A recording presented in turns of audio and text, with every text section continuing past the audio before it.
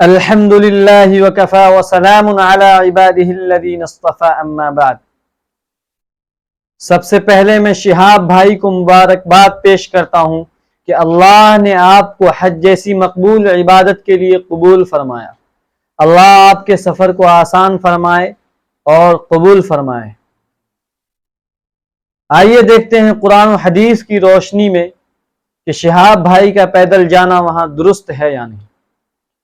سب سے پہلے تو یاد رکھیں کہ اللہ تعالی نے فرمایا وَلِلَّهِ عَلَى النَّاسِ حِجُّ الْبَيْتِ مَنِ اسْتَطَاعَ إِلَيْهِ سَبِيلًا، کہ جو استطاعت رکھتے ہیں وہاں جانے کی ان پر حج فرض ہے۔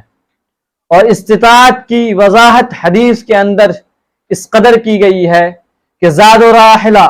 یعنی کہ سفر میں کھانے پینے کا سامان اور وہاں تک پہنچنے کے لیے سواری کا انتظام ہو، اور اگر سواری کا انتظام نہیں تو راجح قول کے مطابق اس شخص پر حج فرض ہی نہیں۔ البتہ یہ آیت وَأَذِّن فِي النَّاسِ بِالْحَجِّ يَأْتُوكَ رِجَالًا وَعَلَى كُلِّ ضَامِرٍ يَأْتِينَ مِنْ كُلِّ فَجٍّ عَمِيقٍ، کہ کچھ لوگ حج پیدل کرنے کے لیے آئیں گے اور کچھ لوگ سواری سے آئیں گے، جس آیت سے یہ معلوم ہوتا ہے کہ حج کو پیدل کرنا بھی جائز ہے۔ لیکن حج کے پیدل کرنے پر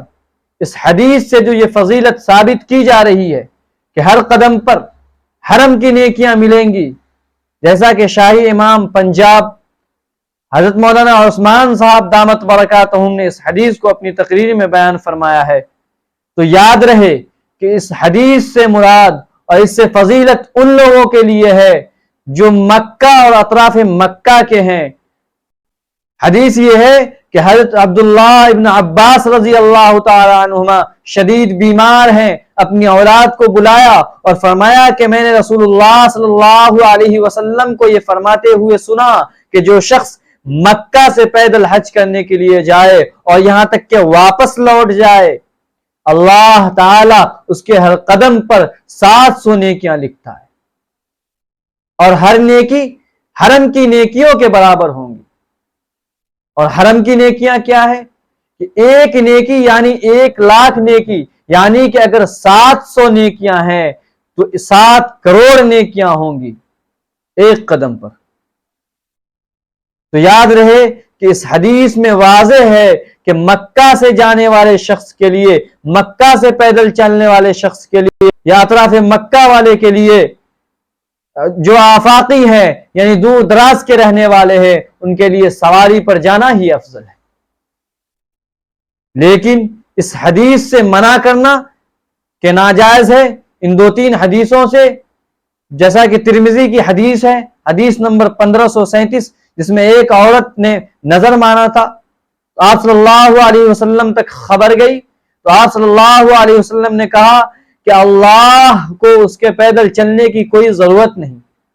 اور حدیث نمبر 1537 ترمذی کی حدیث، جس میں آپ صلی اللہ علیہ وسلم سفر سے گزر رہے تھے، ایک بوڑھے کو دیکھا کہ اپنے 2 بیٹوں کے سہارے پیدل جا رہے ہیں، تو آپ صلی اللہ علیہ وسلم نے دریافت کیا لوگوں سے کہ ان کا کیا معاملہ ہے، تو لوگوں نے بتایا کہ انہوں نے نظر مانا ہے۔ تو اللہ کے رسول صلی اللہ علیہ وسلم نے فرمایا کہ ان سے کہہ دو کہ اللہ کو ان کے پیدل چلنے کی کوئی ضرورت نہیں، اللہ کو ان کی جان کو وبال بنانے کی کوئی ضرورت نہیں، اور آپ نے سواری پر سوار ہو کر حج کرنے کا حکم دیا۔ اور ایک اور حدیث ابن ماجہ کی حدیث ہے، حدیث نمبر 3304، کہ کسی شخص نے دریافت کیا کہ اے اللہ کے رسول، میری بہن نظر مانی ہے، پیدل حج کرنے جائے گی، تو اللہ کے رسول صلی اللہ علیہ وسلم نے فرمایا کہ اللہ تعالیٰ تمہاری بہن کے پیدل چل کر حج کرنے کا کوئی ثواب نہیں دے گا۔ تو یاد رہے کہ ان حدیثوں میں جن کے بارے میں بھی بیان کیا گیا ہے، بلا شبہ وہ پیدل چلنے کی استطاعت و قوت نہیں رکھتے تھے۔ اس لیے اس حدیث سے شہاب کا پیدل جانا اگر ناجائز قرار دیا جا رہا ہے تو یہ بالکل غلط ہے،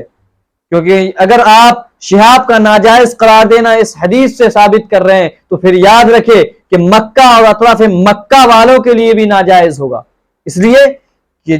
جن کا بھی تذکرہ کیا گیا ہے اس حدیث کے اندر وہ ہندوستان کے رہنے والے نہیں بلکہ مکہ اور اطراف مکہ کے ہی رہنے والے ہیں، اور جب مکہ اور اطراف مکہ والوں کے لیے منع کیا گیا ہے تو پھر ان کے لیے بھی ناجائز ہونا چاہیے۔ لیکن آپ لوگ غلط بنا کر کے اس حدیث کو پیش کر رہے ہیں، جو کہ آپ اس حدیث سے پیدل جانے کو مطلقاً ناجائز قرار دینا بالکل غلط ہوگا۔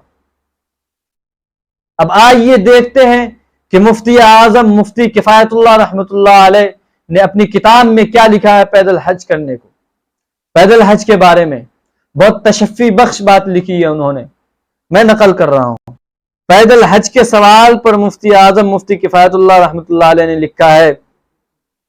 کہ حج کی فرضیت کے لیے یہ شرط ہے کہ مکہ معظمہ تک سواری پر پہنچنے کے لیے روپیہ ہو اور سفر کے ضروری مصارف اور واپسی تک اہل و عیال کے نفقہ کی رقم بھی رکھتا ہو۔ جس کے پاس اتنی رقم نہ ہو کہ وہ سواری پر جا سکے اس پر پیدل جا کر حج کرنا فرض نہیں، لیکن اگر کوئی شخص پیدل حج کرے تو ناجائز بھی نہیں، مگر اس کے لیے یہ شرط ہے کہ وہ پیدل جانے کی طاقت رکھتا ہو تاکہ راستے کی تکلیف سے دل تنگی اور دشواری پیش نہ آئے، اور یہ پیدل جانا محض ثواب اور رضا الہی کے لیے ہو، شہرت اور ناموری مقصود نہ ہو۔ اپنے اس فعل کو اخبارات اور اشتہارات کے ذریعہ شہرت دینا ناجائز ہے کہ اس میں سوائے شہرت کے اور کوئی فائدہ نہیں۔ جن بزرگوں نے ایسے کام کیے ہیں انہوں نے حتی الامکان چھپانے کی سعی کی ہے، اور اس کی غرض بھی ریاضت اور قہر نفس ہے، نہ کہ اتباع سنت، کیونکہ حضرت صلی اللہ علیہ وسلم نے نہ پیدل حج کیا اور نہ ترغیب دی، بلکہ ایک عورت نے منت مانی تھی کہ پیدل حج کروں گی تو آپ صلی اللہ علیہ وسلم نے اس کے بارے میں فرمایا تھا اس کو کہو کہ سواری پر جائے۔ یہ صحیح ہے کہ اللہ تعالیٰ نے نفس کی وسعت سے زیادہ تکلیف نہیں دی، اسی لیے امور شاقہ فرض نہیں فرمائے، لیکن کسی خاص مصلحت دینیہ سے نفس کو مقہور کرنے اور ریاضت کی نیت سے کوئی دشوار بات کوئی شخص اختیار کر لے تو بشرطے کہ وہ شہرت اور ناموری مقبولیت کی نیت سے پاک ہو تو جائز ہے۔ حضرت مفتی اعظم کفایت اللہ رحمۃ اللہ علیہ نے اپنی کتاب میں یہ لکھا ہے اور ان کا یہ فتویٰ ہے۔ خلاصہ یہ ہوتا ہے کہ اگر آپ کی نیت شہرت کی نہیں ہے، آپ کی نیت ریکارڈ بنانا نہیں ہے تو پھر جائز ہے، اور اس کے لیے شرط بھی یہ ہے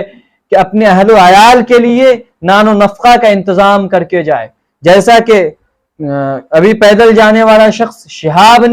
شہاب کے بارے میں یہ اطلاعات ہے کہ وہ اپنے اہل و عیال کے لیے نان و نفقہ کا انتظام اور قانونی کارروائی، بلکہ انہوں نے ایک ملک سے دوسرے ملک جانے کے لیے ٹریننگ بھی لیا ہے، اور اس زمانے میں انٹرنیٹ اور موبائل کے زمانے میں راستے میں دشواری بھی پیش نہیں آئے گی پہلے زمانے کے بنسبت، اس لیے ان کا حج پر جانا بالکل جائز ہے۔ اور ایک بات یاد رہے یہ جو جگہ جگہ فضول خرچی، پھولوں سے استقبال کرنا اور جگہ جگہ بھیڑیں لگانا، بلکہ عورتیں آ رہی ہیں ان کے استقبال کے لیے، جو کہ شرعاً ناجائز ہے۔ عورت پردے کی چیز ہے، عورتوں کو پردے میں رہنا چاہیے، عورتوں کو استقبال کے لیے ہرگز نہیں آنا چاہیے۔ شریعت اس چیز کی اجازت بالکل نہیں دیتا کہ عورتیں کسی مرد کا استقبال کرے، کسی غیر محرم کے سامنے جائے۔ اور آپ لوگوں سے بھی درخواست ہے کہ ان کے راستے میں کانٹے نہ بنے، بلکہ ان کے سفر کو آسان کرنے کا ذریعہ بنے۔ ہاں، گاؤں جس محلے سے گزرے، جس جگہ سے گزرے، جس علاقے سے گزرے، ہونا یہ چاہیے کہ جو گاؤں کے سربراہ ہے، جو گاؤں کے مین آدمی ہے، جو گاؤں کے سردار ہے، وہ نکلے ان سے جا کر کے خبر خیریت دریافت کرے، اور جس چیز کی بھی کمی ہو مہیا کرا دیں اور ان کو سفر کے لیے روانہ کر دیں۔ امید ہے کہ اتنی باتیں آپ لوگوں کے لیے کافی شافی ہوں گی، اور اللہ تعالیٰ سے دعا ہے کہ اللہ تعالیٰ شہاب بھائی کے سفر کو آسان فرمائے اور ان کے جانے کو قبول فرمائے، اور اللہ تعالی ہم سب کو بھی یہ جذبہ عطا فرمائے کہ اللہ تعالیٰ کا گھر ہم سب بھی دیکھے۔ اللہ تعالیٰ ہم سب کو کہنے سننے سے زیادہ عمل کی توفیق عطا فرمائے، اور میرے چینل کو ضرور سبسکرائب کر دے۔